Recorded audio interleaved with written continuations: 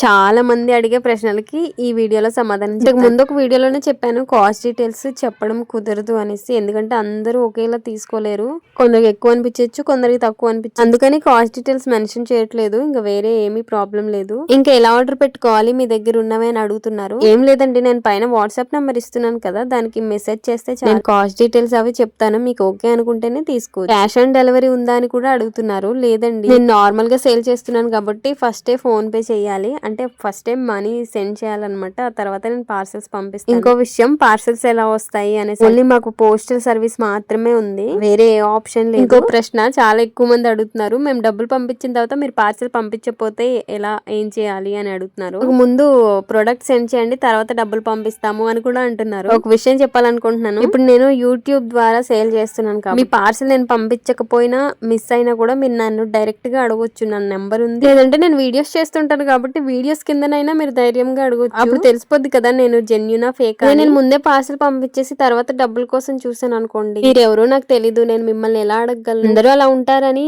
అనట్లేదు, కానీ ఈ మధ్య సొసైటీ ఇలానే ఉంది కదా, ఎవరిని నమ్మడానికి లేదు. నన్ను కూడా నమ్మండి అని నేను చెప్పట్లేదు, నమ్మకం ఉంటేనే ఆర్డర్ పెట్టుకోండి అని చెప్తాను. పోస్టల్ లో పార్సల్ మిస్ అయినా నాదే బాధ్యత. పార్సల్ మీ దగ్గరికి రాకపోతే నేను చెక్ చేసుకుంటాను వచ్చిందా లేదా అని, రాకపోతే ఖచ్చితంగా నేను మళ్ళీ రీసెండ్ చేస్తాను మీకు. ఓకే అండి, మీ ప్రశ్నలన్నిటికీ సమాధానం చెప్పాను అనుకుంటున్నాం. మన దగ్గర అయితే ప్రెసెంట్ 6 ఐటమ్స్ ఉన్నాయి.